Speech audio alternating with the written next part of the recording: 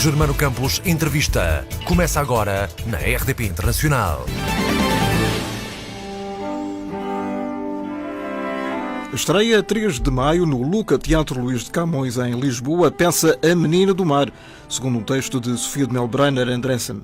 É um espetáculo integrado nas comemorações do centenário do nascimento da escritora e poetisa. E para nos falar dele tenho 3 convidados especiais: Eduardo Luís Aires da Abreu, Ricardo Neves e Martim de Sousa Tavares. Muito bem-vindos aos 3. Obrigado. Se me permitem, vou começar ali pelo Martim, jovem e talentoso maestro, neto de Sofia, filho de Miguel Sousa Tavares e de Laurinda Alves. Martim, bem-vindo. Memórias da avó. Obrigado. Memórias da avó? Quaisquer memórias? Quaisquer memórias, as melhores? As melhores são as do Natal, na verdade, porque passávamos o Natal sistematicamente, noite de 24, em casa da minha avó, que era uma casa fantástica, que infelizmente não ficou na família, que era na Travessa das Mónicas, e que foi uma espécie de, como é que eu ia dizer, de lugar de conferência e de confluência da maior parte dos artistas da segunda metade do século XX.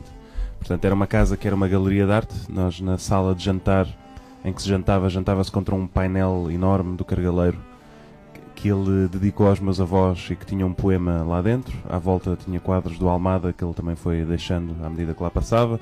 Portanto, digamos que tinha essas memórias nas paredes, tinha uma memória física da própria habitação do espaço, porque todas aquelas divisões estavam escritas e descritas e vividas, e portanto o jardim era mágico, as várias salas com os seus livros, com muita arte e uma presença muito forte dela. E eu acho que foi até por essa razão que não se conseguiu depois dar um rumo à casa. Uma vez desaparecida a minha avó, a presença dela fazia muita falta ali, portanto acabámos Era por... demasiado imponente e omnipresente ao mesmo tempo? Sim, ou seja, ou se fazia ali uma casa-museu ou então era inabitável. Então, e sem ela. por que não esse rumo da casa-museu?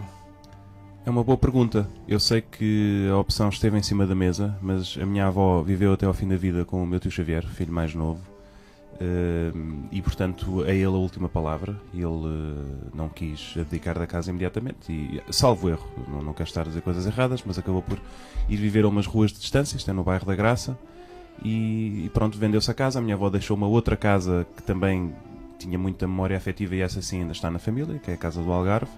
E portanto eu acho que nós transferimos a memória afetiva, mas é muito engraçado. Convido até quem passar pela Travessa das Mónicas, número 52, pode espreitar por dentro da frincha da porta, que ele tem uma janela que está sempre aberta. Ela está habitável nesta altura? A casa sim, mas é engraçado porque dá para espreitar e ver-se o hall de entrada, e ainda lá tem uns painéis de azulejos que decidimos deixar ficar. O meu tio Xavier é ceramista, que um deles está escrito à mão pela minha avó e tem um poema dela. E isto, qualquer pessoa que ponha ali o nariz consegue ver. É só preciso ser um bocadinho alto, porque aquilo está para aí uns 2 metros de altura. Mas é muito engraçado. É exatamente em frente da antiga prisão feminina das Mónicas, sobre o qual ela escreveu também um poema sobre o grito da noite. E portanto, digamos que a memória, a escolher uma, seria dos natais. Há algum Natal em particular ou não? O Natal de 99 foi excelente. O Peru estava fantástico. Não, quer dizer, misturam-se todos um bocadinho. Nessa altura terias que idade?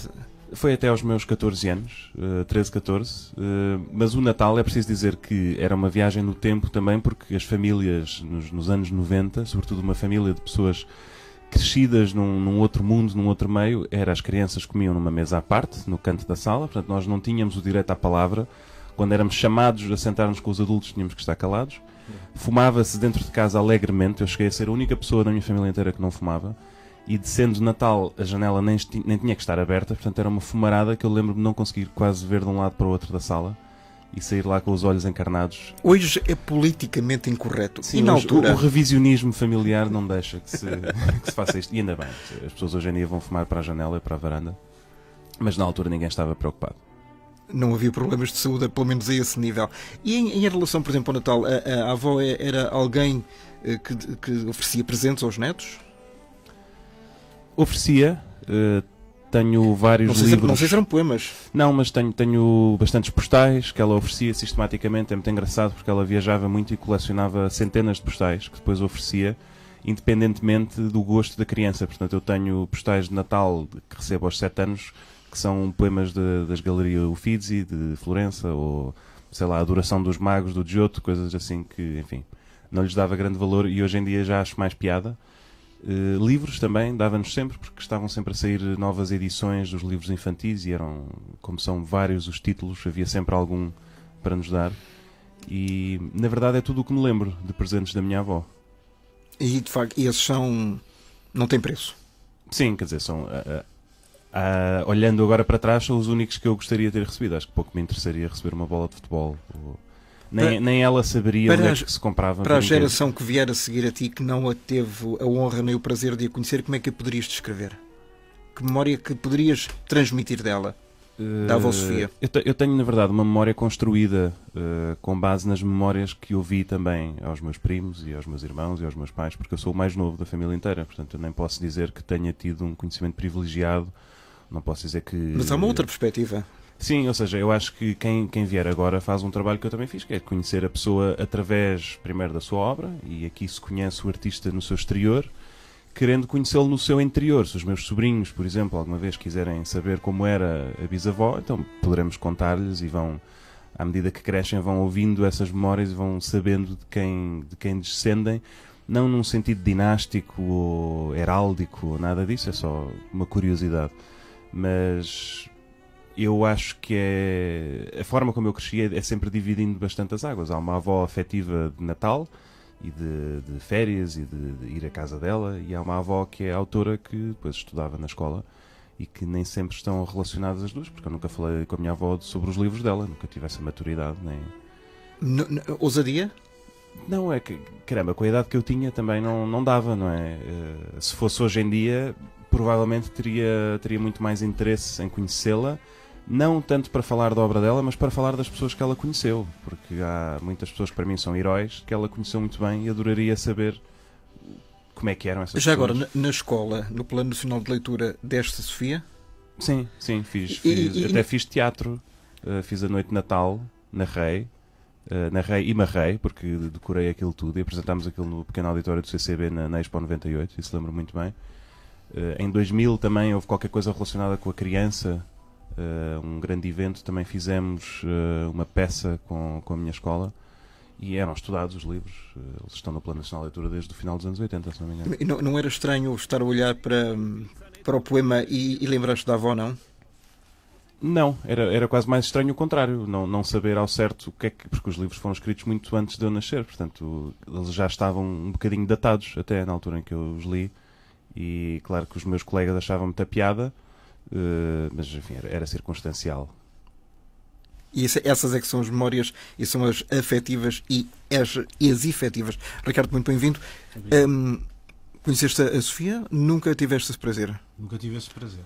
E então, alguma revelação feita pelo Martim que possa ajudar a construir melhor a personalidade da Sofia de Melbrenner? Há alguns meses atrás, portanto, ainda antes de começarmos os ensaios, o Martim Sousa Tavares fez-me uma carbonara em casa dele, na altura em que ele estava a preparar uma exposição no Museu da Biodiversidade no Porto, sobre Sofia, e esse material estava na sala, e eu pude ver alguns desses postais que o Martim falou, algumas cartas também, livros com muitas anotações, também livros para tradução, com milhares de notas, e quando nós temos acesso a esse material, sabendo que nós vamos fazer um trabalho a partir um trabalho dessa autora, passa também a haver uma ligação pessoal, porque agora conheço o Martim, porque o Martim me conta histórias. Qual é a maior curiosidade que tens em relação à escritora e à poetisa? Eu não desenvolvo assim uma curiosidade específica, às vezes, como eu também escrevo. Curiosidade no sentido de recolher o maior número possível de detalhes. Às vezes tento perceber porque é que existe uma determinada passagem, porque é que é escrita desta maneira e não é escrita de outra, porque é que há uma determinada referência. Isso tem a ver sempre com a vida pessoal da pessoa. A vida pessoal, aliás. Mas não existe uma curiosidade específica, até porque não sou intrometido a esse ponto. mas como encenador, ainda por cima desta peça, A Menina do Mar, acho que fazia todo o sentido. Sim e não. Ou seja, nós estamos a trabalhar uma obra que eu também li em criança e que teve um determinado efeito em mim, que agora em adulto tenho um outro ponto de vista. Que efeito é que provocou antes de mais? Eu, quando em miúdo, nós lemos na escola, lemos A Menina do Mar, lemos A Floresta e O Cavaleiro da Dinamarca, e havia qualquer coisa de muito específico que eu na altura não sabia o que era, e eu acho que tem a ver com o facto da autora ser poeta e haver ali uma síntese que eu agora preciso de trabalhar sobre essa síntese enquanto enceno, uma síntese da poesia, e eu na altura não percebia o que é que isso queria dizer, como é que as coisas chegam às vezes de forma tão rápida, como é que a própria linguagem, que não é a linguagem da rua, a nossa linguagem uns com os outros, e isso era um motivo de curiosidade. E depois também nós aqui falamos, uma das cenas é a cena do vinho, que eu lembro-me perfeitamente que ficou muito presente na leitura, porque é que a criança experimenta o vinho, e eu agora percebo que é um símbolo da civilização, não é o álcool por si, mas é sim um símbolo, é o símbolo também da Há toda uma alegoria e uma simbologia na escrita da... A Sofia, este é um livro infantil, não é? Às vezes fazem-me essas perguntas também quando eu ensino espetáculos para crianças, e a forma que eu respondo é um espetáculo a partir para ser assistido por espectadores a partir de 6 anos, mas eu acho que qualquer espectador pode estar ligado a ele, ou seja, é um espetáculo que está preparado, ou que está a ser preparado para ser assistido por crianças a partir dos 6 anos, mas eu acho que é para todos os públicos, até porque eu não sei bem o que é isto de ensinar para crianças ou ensinar só para adultos, ou como eu também tenho um lado infantilão, também sinto que é um bocadinho injusto. De que forma já agora? Eu gosto muito de brincar. Obrigado, tu também, não desfazendo. A palavra brincar é fundamental para mim, é fundamental na minha relação com o teatro. O play, não é? O play, o jouet, o spielen. Se calhar há um outro sentido em inglês ou em francês. Nós dizemos vou trabalhar, vou ensaiar, e os ingleses usam a palavra play, os franceses jouer, os alemães o spielen, e fico um bocadinho invejoso quando nós não usamos o jogar ou o brincar em cena, mas é precisamente isso que nós mais trabalhamos. A contracena não é mais do que um jogo. Eu defino uma regra e a pessoa à minha frente joga com essa regra e define uma nova. E esse jogo quase de ping-pong, essa troca de brincar às pessoas que eu não sou, pessoas novas, isso é preciso algum sentido de jogo e de brincadeira, e na verdade sentido de humor, tudo aquilo que nós aplicamos quando brincamos e quando estamos bem dispostos e brincamos, temos que aplicar em cena. E esse é para mim das palavras mais caras na minha vida e na profissão. E é então agora ligando com a questão de teatro para crianças ou não, se nós mantivermos essa ideia de jogo e de brincadeira, parece-me que estamos num caminho bem apontado. Até há quem desmereça e acho que é um tipo de teatro um pouco menor, teatro para crianças. Antes, pelo contrário. Há uma coisa que eu acho que é fundamental na forma como nós olhamos para o teatro para crianças, que é esses espectadores estão normalmente a ter ou a primeira ou das primeiras experiências com teatro, e então aí a responsabilidade é gigantesca. Isso molda o seu gosto, vamos estar a não décadas de ligação daquela pessoa com esta arte. E portanto sim, é como nós quando temos uma primeira experiência com gastronomia ou numa viagem, são primeiras experiências. As primeiras experiências são sempre muito mais impactantes e têm um valor depois na vida muito mais forte ou pesado, ou que se mantém durante mais tempo. E é preciso algum cuidado para que esse gosto se mantenha para a vida fora? Claro. Ou pela vida fora? Há coisas que são muito divertidas de perceber em espectadores. Por exemplo, porque é que algumas crianças têm medo de ir ao teatro e ainda assim gostam de ir? E eu acho que há ali uma relação de estranheza com a questão do palco, com aquela solenidade que às vezes existe, mas que eu acho que a própria criança procura isso. Mas tem medo de que forma? Porque há ali uma emoção. Porque que eu evito fazer blackouts num espetáculo para crianças? Pela relação que a criança tem com o escuro. E porque é que a criança pode reagir mais ao escuro do teatro do que ao escuro do quarto? Porque está numa relação com o desconhecido, não sabe o que é que vai ver, não conhece aquelas pessoas de lado nenhum, ainda assim já existe uma predisposição de intimidade e de partilha muito próxima. E essa intimidade existe sempre no teatro, porque senão nós não criamos a relação de empatia que é preciso para entender uma determinada obra. E aí as emoções acho que vão um bocadinho mais ao extremo, desde o medo à felicidade, ou à alegria, ou ao riso, todo aquele sentido desperto com o espetáculo está muito mais à flor da pele. Eles exteriorizam isso de forma? Eu às vezes fico com a sensação que quando uma plateia de crianças está muito sossegada é porque eles já estão meio a dormir. E isso não é um bom sinal. Quando a criança está comenta assim, para o lado... Meio agitada... Quando a criança está nem agitada muito, e reage... o QB, não é? Sim, mas quando a criança partilha qualquer coisa, ou com o colega do lado, ou com o pai ou a mãe que está ao lado, acho que isso é sempre um bom sinal. Mas que tem a ver com a peça. E que tem a ver com a peça, sim. Que mais não seja às vezes coisas que são invisíveis para nós, pequenos pormenores que a criança capta. Se partilha é porque ela existe. Quando não partilha, se calhar a coisa não existe. É como o riso é social. Eu quando estou sozinho a ver um filme em casa reajo muito menos, a gargalhada é sempre inferior de quando eu estou acompanhado. Esta necessidade que nós temos de partilhar, de suspirar, etc., é sempre um sentido de comunicação. E aqui a criança, ao comunicar com a pessoa do lado e ao fazer este burburinho, está na verdade a comunicar uma coisa que a peça lhe está a tocar. A transmitir. E que peça é esta? Então, a Menina do Mar. A Menina do Mar, que nós estamos a fazer o conto na íntegra. Há um primeiro sentido de tradução, ainda que não seja no sentido mais clássico de tradução. Nós estamos a trabalhar um conto que não é, portanto, uma peça, mas estamos a fazer em teatro. E então há aqui já um sentido de tradução, como é que existem estes diálogos, o narrador, que é também uma personagem, ou seja, não é só o narrador no sentido escrito no papel. Quando alguém sobe ao palco está logo a assumir uma personagem. Aqui neste caso estes narradores são também personagens. E como é que eles habitam este sítio? Como é que nós temos um cenário que é o mar, portanto, como é que eles entram e saem do mar? E aqui mais uma vez nós estamos a pegar neste conto também sob um ponto de partida da brincadeira.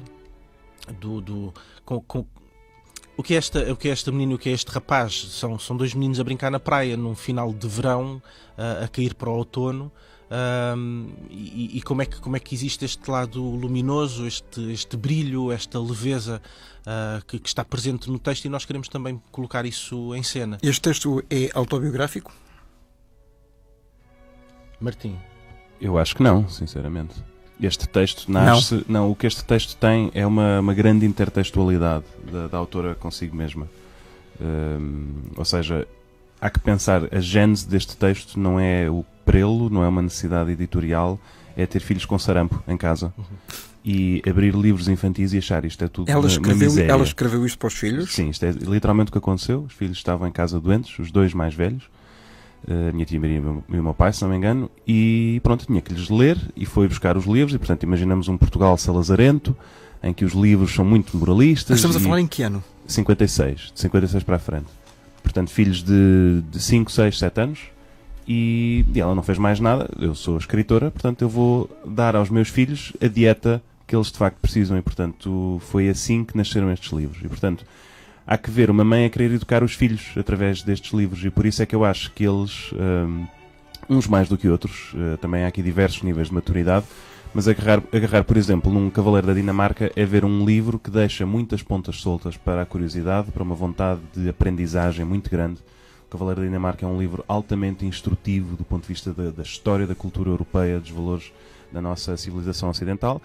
A Menina do Mar é mais o respeito pela natureza, por uma relação com o mar que é muito, muito típica de Sofia, e aquilo que vemos de autobiográfico, que eu acho que é a tal intertextualidade da autora em diálogo consigo próprio, é, por exemplo, vermos ali poemas quase citados. Há uma descrição do que é o fundo do mar, que faz lembrar o poema do Fundo do Mar tem brancos pavores, que é um poema sobre as criaturas do mar. Eu, por acaso, até me lembrei que queria ir ver qual é que vem antes, porque pode dar-se o caso até de o poema nascer a partir dessa descrição que ela faz. Há a casa que é branca, as casas, normalmente as casas do mar de Sofia são sempre brancas, caiadas, a descrição é sempre no número de janelas, no número de portas. Não tem a ver com o Algarve.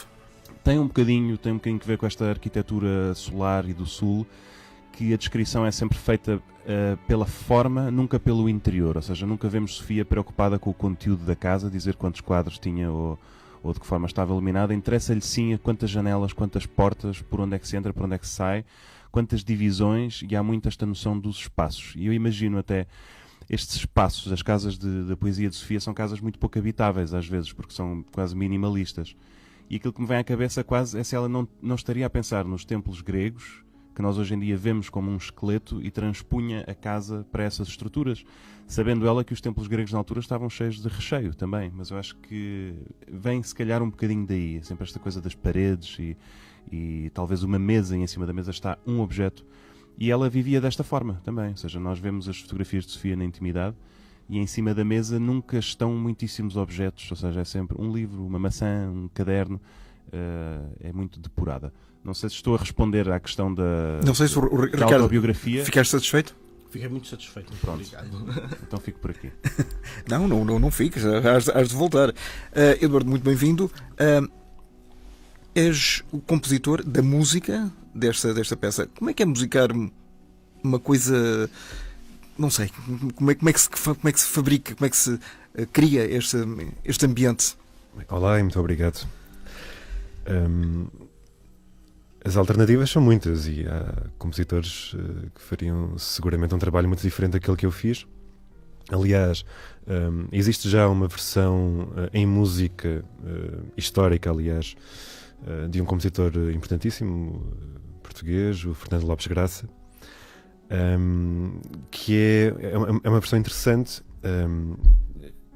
e que consiste basicamente num conjunto de números musicais que vão ilustrar pontualmente alguns momentos especiais do texto. Portanto, há momentos de narração, há momentos de música, há momentos de narração e por aí fora. Aquilo que eu tentei fazer foi, como eu cheguei a escrever numas notas de programa, o exercício algo utópico de procurar revelar a música que já lá está no texto. Claro que ao fazer isto estou a criar a música que eu pessoalmente imagino ao ler o texto e não a música que lá está, porque essa é uma música perfeitamente imaginária e subjetiva para os ouvidos de cada um. E ao fazer este exercício concebi música do início ao fim. A música está sempre presente de alguma maneira, por vezes a ilustrar diretamente o texto. Por exemplo, há uma descrição de uma festa em que o caranguejo toca castanholas, há também o som de uma guitarra, isso é textual e, portanto, nós na nossa orquestra vamos ouvir de facto castanholas, uma guitarra. Depois há outros momentos em que a música procura contrariar um pouco aquilo que está no texto, de forma mais ou menos subtil, em termos de caráter, dar simplesmente uma cor. Há outros momentos em que os instrumentos vão estar a fazer sons estranhos, digamos assim, estranhos no sentido tradicional do que seria expectável num contexto musical. Técnicas pouco comuns, como por exemplo o violino a tocar com o dedo, com as mãos no tampo, no próprio instrumento, e isto, por exemplo, para ilustrar os sons de uma tempestade que também povoa o texto. Nisto tudo acaba por haver poucos momentos de música propriamente dita, ou seja, momentos só de música sem atores a intervir. Não há nenhum número cantado.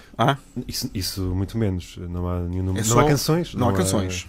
Portanto, para mim o ideal seria que música e texto fossem um só e que a música ajudasse o ouvinte, o espectador, as crianças, os adultos, os pais, a perceber o todo como um sonho, como uma entidade algo onírica que abre e que se fecha. Mas como é que é escrever ou compor diante ou por cima, se me permitem, de um texto pré-existente? É um desafio, seguramente, e sobretudo quando a qualidade do texto está num patamar como este. Naturalmente ficamos sempre com algum receio de estragar as virtudes do próprio texto e, portanto, ao criar música para A Menina do Mar, de Sofia, tentei não impor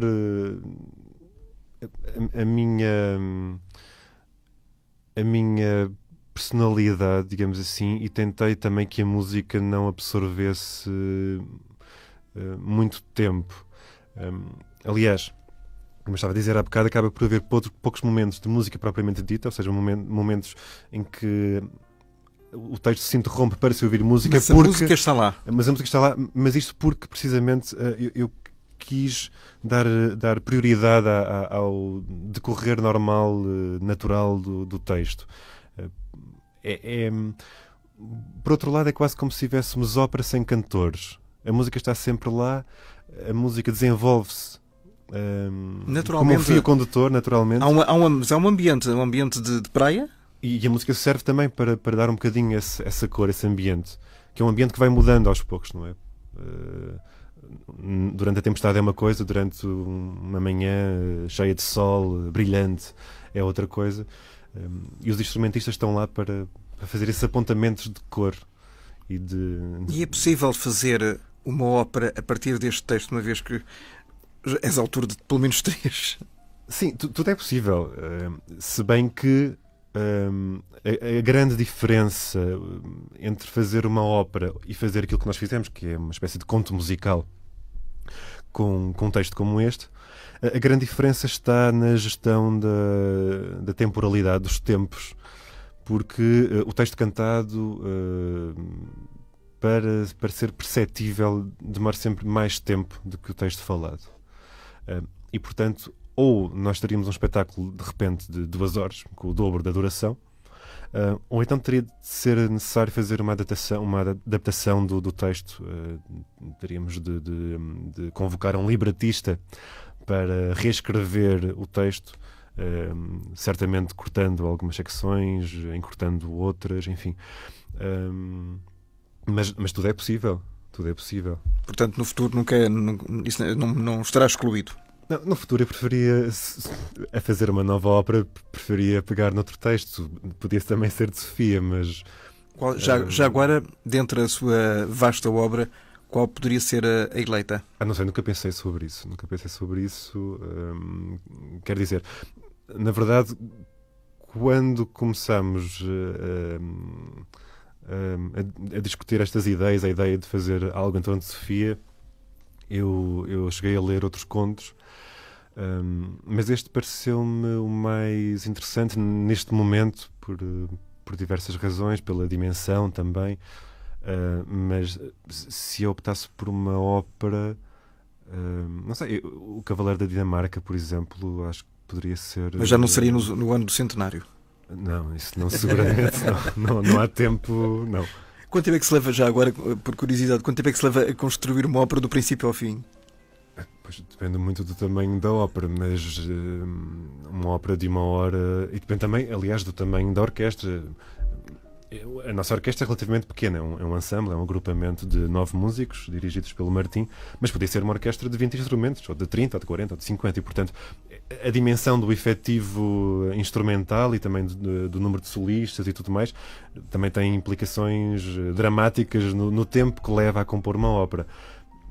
Mas não sei, eu estou à volta da Menina do Mar há muitos meses, há vários meses.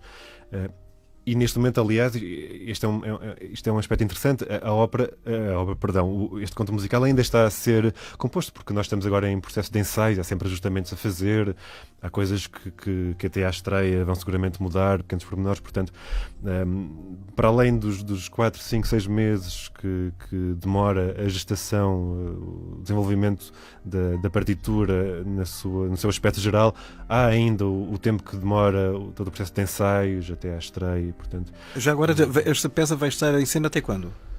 Vai começar no Luca, em maio, e depois vamos fazer uma digressão nacional a partir de setembro, por várias cidades, Bragança, Lolé, não tenho agora as datas. E depois as pessoas que estão interessadas podem ir acompanhando os... Sim, seguramente. As datas confirmadas já estão no site oficial do Centenário, que é centenariodesofia.com.pt, se não me engano. Já agora, Martim, qual é que é, se é que é possível saber, a obra preferida da avó? Que é uma coisa engraçada, tu falas de Sofia como se fosse uma terceira pessoa. Claro, e é.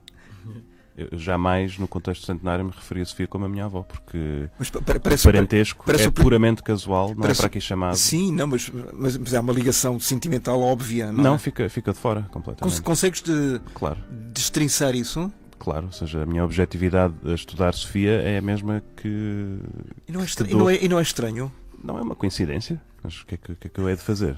Eu não, que eu vou chorar cada vez que ler um Não. texto, ou vou me emocionar, eu acho que não... Não, ainda bem, se isso acontecesse era bom. Não, há mesmo uma frieza quase cruel até no contacto. Por exemplo, no caso da minha avó não, porque nunca senti isto, mas no caso do meu pai, o meu pai já deixou de me pedir a opinião sobre as coisas que escreve, porque eu sou o pior crítico dele. Portanto, há mesmo... Chega ao ponto de deixar de ser frio, passar a ser cruel, às vezes. Ou seja, No sentido de lhe apontar... No sentido de um espírito crítico enorme, porque sinto que não é só ele que está em causa, sou eu também, porque eu também respondo por aquilo que traz o nome dele e, portanto, leio tudo isso com um espírito crítico enorme. E ele, enfim, digamos que gato escaldado de água quente tem medo, não é? E, portanto, Fria. De água fria, exatamente, mas ele sabe que eu sou água quente, portanto... Água quente que queima. Exatamente, ele, digamos, enfim, não se queimou comigo, mas algumas sugestões de facto aportou-as às suas obras. Nomeadamente no Equador? Não, o Equador não, porque eu tinha só 12 anos quando saiu, mas digamos que outras coisas que foram saindo, entretanto, consegui pequenas vitórias de correções e, enfim, coisas para segundas e terceiras edições. De qualquer forma, a obra preferida de Sofia, obra musical ou obra de leitura? Leitura. De poesia ou prosa? Leitura, bem, é difícil dizer, porque, quer dizer, é aquela pergunta, pedir a um músico qual é a composição da sua vida, não é? A vida dela é feita de poemas. É escolher os filhos, não é? Claro, é um absurdo. Agora, eu tenho que dizer que Homero, para ela, é uma escola enorme. É de onde ela bebe, quiçá, mais do que qualquer outro autor. Ela impregna a sua poesia de homerismos, chamemos-lhe assim, ou seja, de coisas mais ou menos diretas que são tiradas da forma de escrever de Homero. Há que referir que Sofia nunca leu Homero no original. Ela, por acaso, é engraçado porque na biblioteca dela deixa inúmeras gramáticas gregas em várias línguas, mas nunca chegou a ter uma proficiência que lhe permitisse ler Homero em grego. Portanto, aquilo que vemos é uma autora que primeiro leu Homero em francês, ainda nos anos 30, quando em criança, depois leu Homero em inglês, depois leu Homero em português, e aquilo que faz é, digamos que, uma suma daquilo que entende ser a forma clara de narração homérica e transpõe isso para a sua literatura. Portanto, eu não posso dizer que seja a Odisseia ou que seja isto ou aquilo, mas tenho a certeza que a escolher um seria muito provavelmente por aí. Há inéditos? De Sofia. Há alguns, mas enfim, não lhes quero chamar pouco significativos, mas não são, enfim, não é como os inéditos do Pessoa, que volta e meia descobre-se que o baú ainda tinha mais umas quantas, uns cartapácios e saem... Ou as gravações da Amália, que todos os anos há inéditos da Amália. Sim, exatamente. Assim, digamos que esse esforço quase necrológico de descobrir coisas que o cadáver deixou, não estamos a fazê-lo por duas razões. Primeiro, tudo aquilo que era papelada está em depósito na Biblioteca Nacional, e nem sequer há a cláusula dos 50 anos, não, que aquilo está acessível se as pessoas quiserem, qualquer cidadão vai lá, deixa o BI, pode ter acesso àquilo que quiser, seja no original, seja em microfilme, enfim, não sei. Portanto, aquilo que há dá para ver a obra em construção, dá para ver 10 manuscritos e depois ver a obra final publicada. Enfim, é um trabalho de comparação e de gênese da obra. A família não tem nada? A família tem algumas coisas, ou seja, os postais que eu tenho são inéditos, são coisas que ela escreveu. Mas isso é pessoal, exatamente. E intransmissível. Não há, ou seja, na verdade descobriu-se alguma coisa, eu descobri algumas coisas na biblioteca da minha avó, que estiveram nesta exposição de que o Ricardo falou, que no final do ano vão se juntar à Biblioteca Nacional. E como isto apareceu é muito simples, que é quando a minha avó morreu, nós não, os meus tios, a minha tia Maria sobretudo, dedicou bastante tempo a perceber o que é que ali estava de papelada. A minha tia é doutorada em literatura comparada e, portanto, é uma pessoa com todas as capacidades para fazer a gestão de uma obra literária e foi, aliás, mandatada pela minha avó por isso, em vida. Portanto, é a pessoa que mais sabe da obra da minha avó. E, portanto, em 2011, essa papelada estava pronta para ser doada à Biblioteca Nacional. E assim se fez. Mas terão esquecido ou não se terão lembrado que os livros poderiam ter coisas também. E foi em 2015 que eu tirei um livro da biblioteca da Casa de Lagos, onde estavam todos os livros da minha avó, que era o Levantado do Chão, do Saramago, e vejo que tem lá uma belíssima dedicatória do Saramago para a minha avó. e achei muito engraçado que mais poderiam ter aqueles livros. E, portanto, tirei-os um a um, folhei-os e saíram de lá de dentro centenas de coisas, muitas delas inéditas. Portanto, bastantes poemas inéditos. O mais engraçado, os poemas eram espectáveis. O que eu descobri de mais interessante é... A minha avó fez um trabalho de tradução também significativo ao longo da vida. Traduziu muita coisa. E descobri poesia do André Frenot, que ela conheceu em maio de 68 em Paris. E que lhe passou para as mãos uns livros e vê-se que ela começou de facto a traduzir aquilo. E é muito engraçado, porque saíram de lá papeladas que vai desde o manuscrito às folhas datilografadas, depois nova folha datilografada com correções, até uma folha datilografada limpa. Portanto, vê-se que aquilo estava pronto para ser publicado. Por alguma razão o projeto morreu e ninguém sabia disto. E, portanto, isto foi exposto este ano e irá para a Biblioteca Nacional. E esse é o tipo de coisa que eu acho que é passível de ser publicado, porque vê-se que a autora trabalhou naquilo e deixou aquilo em estado em estado puro. Puro não ia dizer de compleição, ou seja, aquilo está completo, está acabado. Porque o que nós não queremos é mostrar o autor em fase de trabalho. A Sofia nunca teve problemas de falta de editores, ou seja, não é como uma pessoa que escrevia e nós não sabemos se aquilo estava ou não acabado. Nós, no caso dela, sabemos que ela publicou em vida tudo aquilo que quis. O que não quis é porque não quis. E, portanto, nós temos que respeitar isso. E eu acho isso muito importante, porque os autores, há este mercantilismo, no dia em que morre o autor X, vamos agarrar em tudo o que ele deixou e vamos publicar tudo. E o Saramago é um dos casos mais gritantes em que eu acho que a ética mais faltou no trabalho do espólio dele, porque o Saramago publicou tudo aquilo que quis em vida também. Se ele deixa coisas não publicadas, coisas com as quais não estava satisfeito, coisas que estão inacabadas, exatamente, porque editores não lhe faltaram. E, portanto, eu acho que é preciso muito respeito e nós temo-lo. E, portanto, as coisas poderão ser publicadas em edições críticas ou coisas para estudiosos, mas eu confio bastante no bom gosto e na sensibilidade da minha tia Maria. E no bom senso também, exatamente. Obviamente. E, portanto, ela está a cumprir as diretrizes que foram deixadas pela própria autora.